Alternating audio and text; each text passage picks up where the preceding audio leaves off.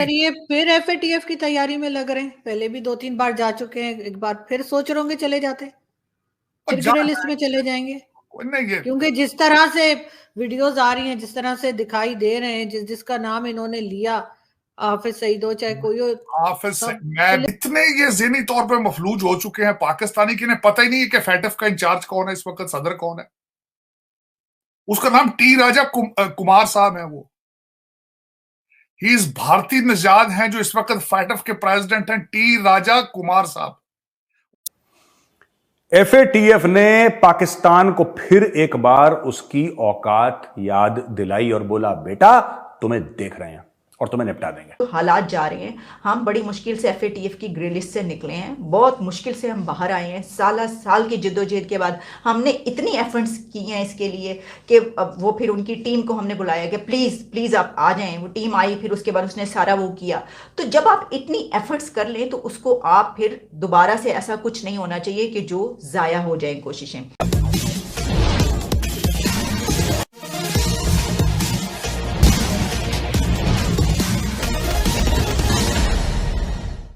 और ये तो सर ये फिर एफएटीएफ की तैयारी में लग रहे हैं। पहले भी 2-3 बार जा चुके हैं, एक बार फिर सोच रहे होंगे चले जाते, फिर ग्रे लिस्ट में चले जाएंगे।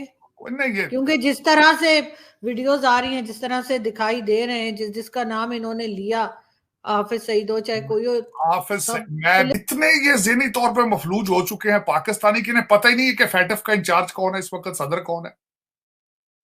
उसका नाम टी राजा कुमार साहब है। वो ही इज भारतीय निजाद हैं जो इस वक्त फैटफ के प्रेसिडेंट हैं, टी राजा कुमार साहब। अब मुझे एक तरफ ये अफगानिस्तान जा रहे हैं, एक तरफ चाइना के कदमों में पड़े हैं, पैसे पैसे को तरसते फिर रहे हैं। और मैं उसके बाद मजीद आपको बताना चाहता हूं फैटफ के साथ दूसरी क्या चीजें इन्वॉल्व है। फैटफ को कंट्रोल कौन करता है?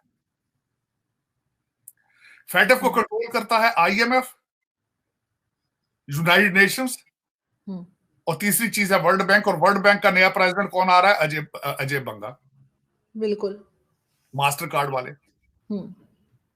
तो मेरी ये या तो अकल नहीं है बिल्कुल, या फिर ये किसी डायरेक्शन, ये किसी बेहतरी वाली साइड पे जाने ही नहीं चाहते। इनके ऑब्जेक्टिव क्या है? अब मैं ऑब्जेक्टिव्स की तरफ आना चाहता हूं।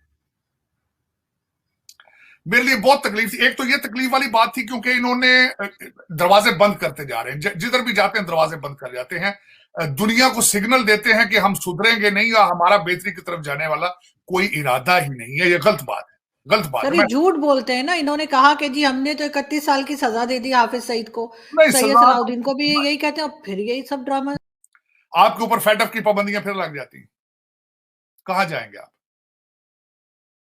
नुकसान किसका होगा? एक्सपोर्टर का नुकसान होगा, जो मिडिल क्लास से ताल्लुक रहता है। नुकसान किसका होगा? इंपोर्ट एक्सपोर्ट करने वालों का।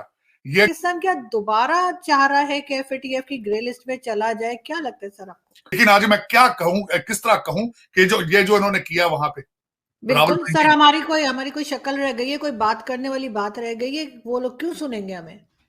मैं वही तो कह रहा हूं ना, ज्यादती है, ज्यादती। मैं यही तो आज मैं इजहार करना चाह रहा था कि मैं किससे करे बंदा बात। मैं कई दफा कोशिश की समझाने की चीजों को कि यार पॉजिटिविटी वाली साइड पे जाओ, ये खत्म करने की कोशिश करो। तुम्हारे हिस्ट्रीज के अंदर मेरा मकसद है कि नफरतें जो भारत के अंदर देखी जाएं, अगर वो मैं कई दफा बैठा हूं कि एक लॉन्ग हिस्ट्री है कॉन्फ्लिक्ट की उस एरिया के अंदर, जो पठानों ने, मोगलों ने जो कुछ भारत के अंदर किया है, देखें आप जाके।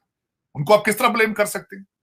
आधे से ज्यादा तो हमने भी सर, अभी भी सर, हमने अभी वो हाफिज सईद की बात पे और सैयद सलाउद्दीन की बात पे सर, आपका ख्याल है वो बहुत खुश होंगे? जाहिर है बहुत अपसेट होंगे पाकिस्तान के साथ, और ताल्लुकात खराब होंगे, खराब हो चुके हैं।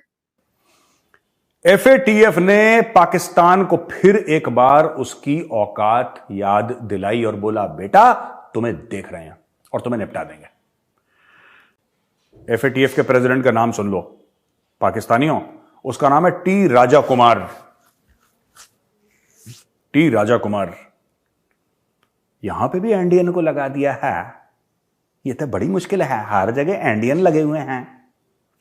आपको जो भी भारत में दिखता है ना, किसी ने ये बोल दिया, किसी ने ये बोल दिया, मैं वो बातें नहीं बोलना चाहता वरना लोग कहेंगे कम्युनल बातें कर रहा है। ये सारी दिक्कतें आपकी खत्म होंगी जितना पाकिस्तान की आप चूड़ियां कसेंगे। जितना पाकिस्तान में हाहाकार होगा उतनी यहां पे शांति होगी। ये बात आप समझ लिए। ये डायरेक्ट इनके ताने बाने जुड़े हुए हैं, डायरेक्ट इनके ताने बाने जुड़े हुए हैं ये पूरे। लेकिन करने वाले चाहते क्या है, डायरेक्शन क्या है उनकी? मेरा ये क्वेश्चन मार्क है भाई। अब फेटअप में फिर फंसोगे तो तुम्हें तो कुछ नहीं होगा। तुम्हारे तो बच्चे सारे लंदन में बैठे हैं, तुम्हारी प्रॉपर्टियां तो सारी टोरंटो में है। और आज तो IMF ने क्या कहा है, उन्हें स्टेटमेंट आपने शायद देखी होगी। उन्होंने कहा सारे गरीब आदमी मार रहे हो, टैक्स सारा उन पे लगा रहे हो, अपने ऊपर क्यों नहीं लगाते हो यार? आप जो करप्ट लोग हो सारे, ये सारे जो मेरा मकसद है जो 5-6 हजार लोग हैं, अपनी तरफ नहीं कुछ करते हो और कौम को कहते तो कुर्बानी दें। कौम को कुर्बानी दें। सख्त फैसलों का टाइम आ चुका है। 20,000 का सूट पहन के किस खूबसूरती के सारे वो इंसान बोलते हैं आके प्रेस के सामने, 20-20 हजार के शूज पहन के, 10-10 लाख की घड़ियां पहन के, तो कहते हैं कुर्बानी का टाइम आ गया। कुर्बानी दें आप, कुर्बानी दें आप। सर 20,000 के शूज नहीं होते सर, $3,500 के जूते पहने हुए थे बिलावल भुट्टो से। तो मैं दुखी हूँ, आज बहुत दुखी हूँ, क्योंकि मुझे मेरी मादरे मिलत जो है, मेरी माँ जो है वो डूबती नजर आ रही। मेरी बिल्कुल वही हालत है आज, वही है। बिल्कुल ऐसा ही है सर, बिल्कुल ऐसा ही। और कहीं किसी तरफ से उम्मीद नहीं। और हिजबुल मुजाहिदीन, आप जानते हैं कि कश्मीर में जिहाद को सपोर्ट करने वाले जो कहा जाते हैं, बल्कि ये भी बात अब तो सोशल मीडिया पे ये भी बात कही जाती है कि ये जो है ये तो डेजिग्नेटेड दहशतगर्द हैं, इनको तो इस तरफ से डेजिग्नेट कर दिया गया दहशतगर्दी के लिए और ये सब कुछ। तो उसमें पता ही चला कि जो हैं उसके सैयद सलाहुद्दीन, वो एक अपीयरेंस उनकी हुई पिंडी में, और सैयद सलाहुद्दीन को जो है वो वहाँ पर एक कमांडर, क्योंकि हिजबुल मुजाहिदीन का मारा गया था, और उसको उसके जनाजे में जो है वो शरीक हुआ। तो उसमें जो बातें की गई उसमें इंडिया के खिलाफ बाकायदा प्लेज किया गया। अब देखें, मसला ये है कि ये जो है इस वक्त, ये मैंने जो कहा खतरनाक इसलिए कि हम जिस सिचुएशन में हमें इस तरह की चीज़ें सूट नहीं करती हैं, तो हालात जा रहे हैं। हम बड़ी मुश्किल से FATF की ग्रे लिस्ट से निकले हैं, बहुत मुश्किल से हम बाहर आए हैं। साल की जद्दोजहद के बाद हमने इतनी एफर्ट्स की हैं इसके लिए कि वो फिर उनकी टीम को हमने बुलाया कि प्लीज़ आप आ जाएँ। वो टीम आई, फिर उसके बाद उसने सारा वो किया। तो जब आप इतनी एफर्ट्स कर लें तो उसको आप फिर दोबारा से ऐसा कुछ नहीं होना चाहिए कि जो ज़ाया हो जाए कोशिशें। अच्छा, अब फिर मैंने ढूंढा इसके ऊपर कि क्या वाकई कोई ऐसी बात की गई है। तो मुझे एक तो इंडिपेंडेंट उर्दू जो है उसमें ये खबर मौजूद है, इसके अलावा जो इंडियन मीडिया उसमें तो बहुत ज़्यादा जाहिर है कि उनका नाम लेकर अगर किया गया है तो वो तो इसको चलाएंगे। तो उसमें जैसा मैंने आपको बताया कि जो कमांडर था कमांडर बशीर अहमद, वो कत्ल हुआ था और उसके जनाजे पर जो है वो पहुंचा। तो उसके ऊपर हिजबुल मुजाहिदीन का जो समझा जाता है, जो उनका है सबसे बड़ा इमाम, पेशी इमाम, तो उस पर जो है वो कश्मीरी अस्करियत पसंद तंजीमों के इत्तेहाद मुत्तहिदा जिहाद काउंसिल के सरबराह सैयद सलाहुद्दीन ने एक अंदाजे के मुताबिक उसमें 4 से 5 हज़ार लोगों ने उस जनाजे में शिरकत की है, जिसमें जो है माजी में कश्मीर में अस्करी तहरीक से जुड़े नुमाया अफराद, हिजबुल मुजाहिदीन की चोटी की क़यादत और पाकिस्तान के ज़ेरे जो भी है, मतलब इधर और उधर के कश्मीर से मुतालिक जो भी लोग हैं उन्होंने बड़ी उसमें शिरकत की।